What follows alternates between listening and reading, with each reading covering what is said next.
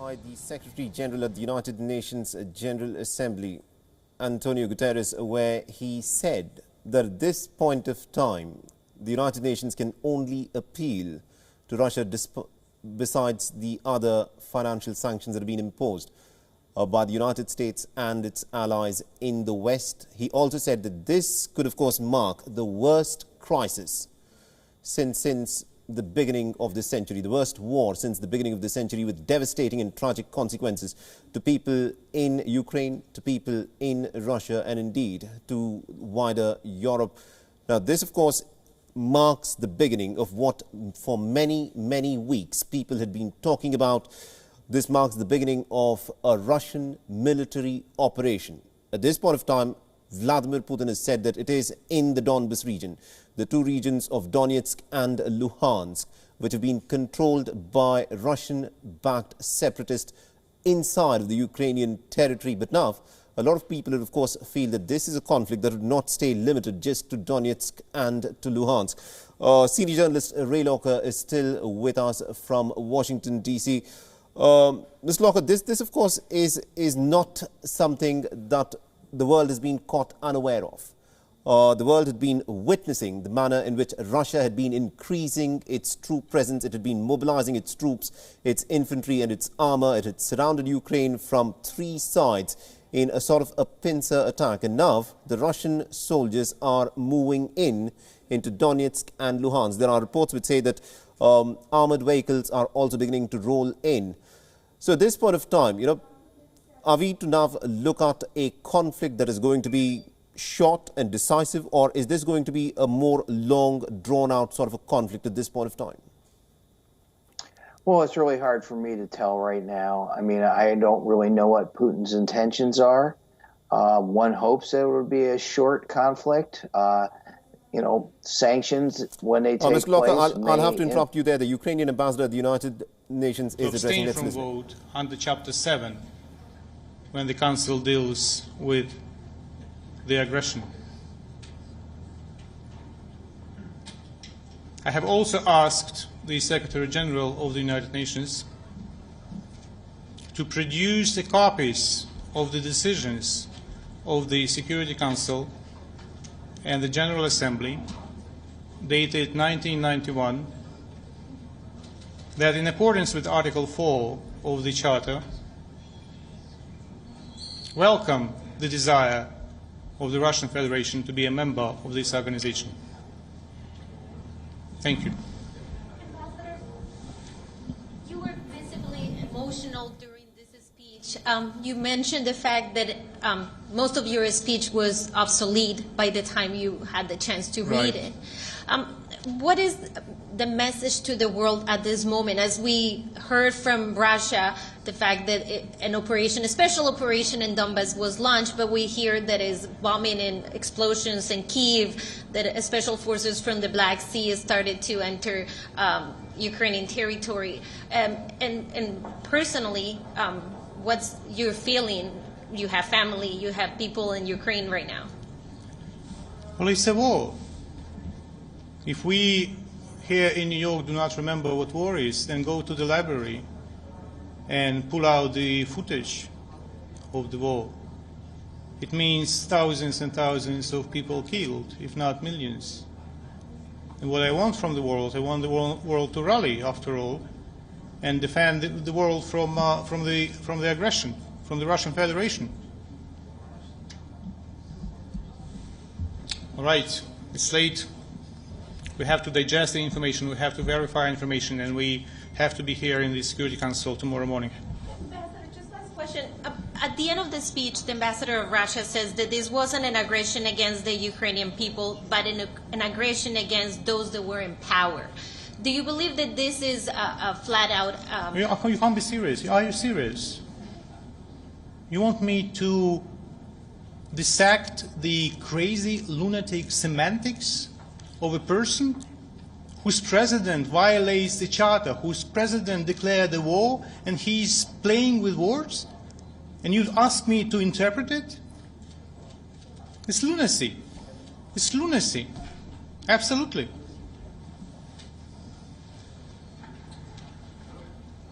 All right, so that was the Ukrainian ambassador there at the UNSC. Remember, it's pretty late in New York, where the UNSC was, of course, in session. It is 11:20 p.m. in New York as we speak, and developments are taking place thick and fast. If you're just joining us, this is what has now happened, where the Russian President Vladimir Putin has announced a military operation in the Donbas region. And we're also getting media reports which state that there have been explosions that have been reported not just in the Donbas region, but as far deep into Ukraine as Kiev, the capital city of Ukraine. And according to media reports that have come in, these explosions are said to be missile attacks that in fact have been carried out. And this is the latest. As things stand at this point of time, for several weeks there was this massive troop build-up by the Russians. There was hectic diplomatic efforts that were underway. The world leaders were, of course, trying to come together to see if enough deterrence could, of course, be created through financial sanctions. But all of that at this point of time seems to have come a cropper. Because what is clear in terms of the facts on the ground is that the Russian troops, according to reports, are beginning to move into the Donbas region. There are reports that say that the Russian tanks and military armor is also beginning to roll into the Donbas region. Remember, Russia had, of course, been evacuating people within the Donbas region in these breakaway separatist, Russian-backed separatist regions. It was evacuating civilians from the front lines into the Russian territory. That was the preparation that it was doing for the last 4, 5, 7 days. And at this point of time, it appears that this could be the beginning of a bigger conflict. And if I can bring in my colleague Susan Teherani, who's been tracking all the developments for us from New York, where the UNSC has, of course, been in session. Susan, it's pretty late in New York. It's 11:20 as we speak. We also heard the Secretary General of the United Nations stating that this could, of course, have devastating consequences. And at this point of time, all he said was he could appeal to Russia that it should immediately pull back its troops. Yes. He also said that this is the darkest moment of his time as Secretary General, something that he has been mentioning for the past few days. He said this is the most challenging time of his time as Secretary General. During the beginning of the meeting, as he mentioned, he pleaded to Vladimir Putin to give peace a chance, and if he has an intention to invade, tell his troops to not invade. Well, Vladimir Putin didn't listen to that. It's unlikely that he will adhere to the Secretary General's calls now if he's made any plans right now at this point.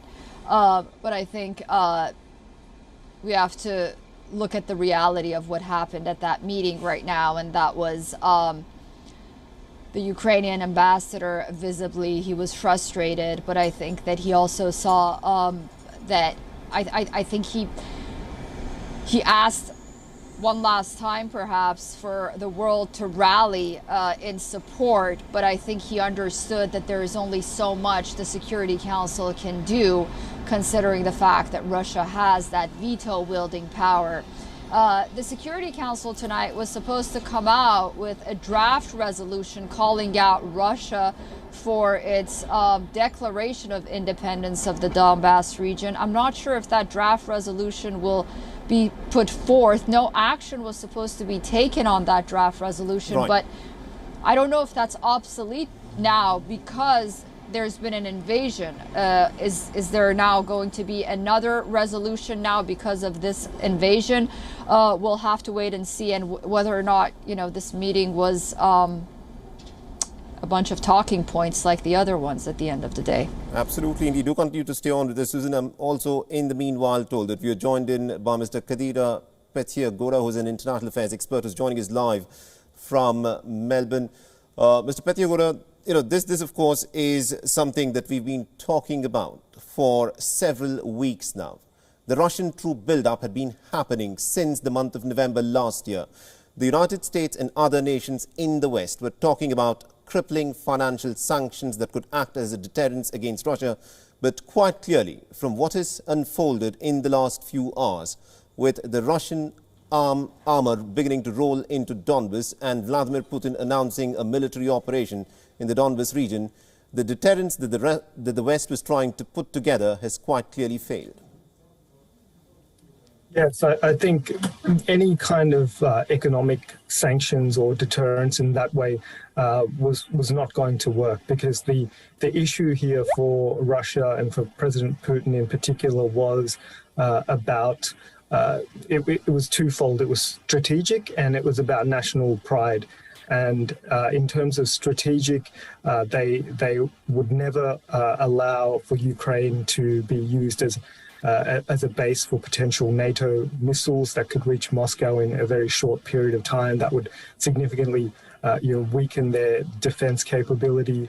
And in terms of national pride, you've seen it in his speeches, the one the other day and today, where he evokes a lot of historical and nationalistic ideas and really talks about the whole history of the region and of course, also in terms of what he sees as the Russia's humiliation after the collapse of the Soviet Union and what he calls the broken promise of NATO not expanding to the east. Right. So I think this was a military and strategic issue, and I think Russia is willing to take the hit economically for it. If one were to look at and analyze the reasons that some commentators in Russia have, of course, put forth, stating that if Ukraine were to join the NATO military alliance and if missiles were to be deployed in Ukraine, then they could directly target Moscow. But the fact of the matter is, the NATO military alliance already has missiles that are stationed in Eastern Europe that could easily reach Moscow. So, yes, to make the point that Ukraine having missiles, NATO missiles deployed there, would in any way exacerbate the threat by NATO for Russia is a little exaggerated, is it not? I think it's all about a continuum. So I think, like he mentioned, red lines. So you've got missiles in a certain part, but the number of missiles that can reach Moscow and the distance of all of them, all these things are calculated when it comes to their sort of defense strategies.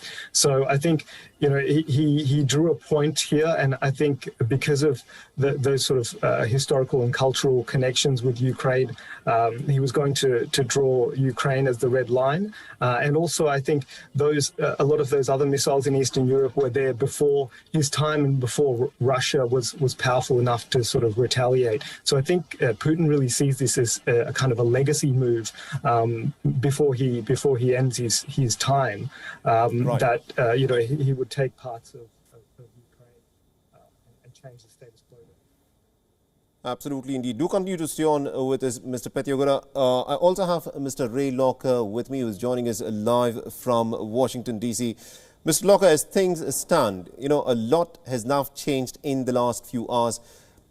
Commentators are, of course, describing this as a Russian attempt to rewrite the security order in Eastern Europe. Now, the United States, along with its NATO military alliance, had tried to put in place a certain framework of its own defense systems. But with what Russia is now trying to do in Ukraine, it is trying to rewrite the security framework in Europe. How is the United States going to respond to this?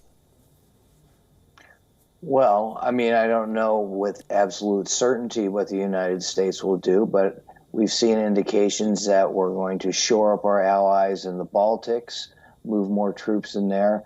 I think there will be a move to send greater military aid to any Eastern European country, like Poland, the former Yugoslav republics who might be interested in more support, Bulgaria, Romania, all of those frontline countries that possibly could be under Russian threat after what they've done to Ukraine. So I think, we're edging back to a resumption of the Cold War, unfortunately, unless Putin has a change of heart and decides to, pull back from what he's done so far and, at worst, keep his recognition of these two breakaway regions. Right. And then we'll see. But, I mean, there's going to be a lot of diplomatic pressure, some financial pressure. We'll see which sanctions take hold and if they make any difference. And maybe nothing makes a difference. Absolutely, indeed. And my last question to you, Mr. Locker, is the United States for its own reasons, has shown reluctance in putting boots on the ground in this conflict. But for the Ukrainians who've been hearing talk of support by the United States and by the West at this point of time, just diplomatic efforts which do not yield to any concrete results are not going to help. Will the United States at least now supply more arms and weapons? Is that the structures that make that happen? I think remain to be seen, but I think it's inevitable there will be more arms there, whether they go to an active army fighting on a conventional battlefield against the Russians, or guerrilla forces, fighting against Russian occupiers. It's hard to say. I mean, nobody in Ukraine thought U.S. troops would be in Ukraine fighting Russian soldiers. Was never going to happen. I don't think it will happen, and I don't think many other nations want to send their troops to fight a ground war in Eastern Europe. And you got to look at the U.S. track record. We do not do well in conflicts like that. So to engage in one now after getting out of Afghanistan and Iraq, I think would be a major mistake. So we're trying to find a different way to get out of this problem.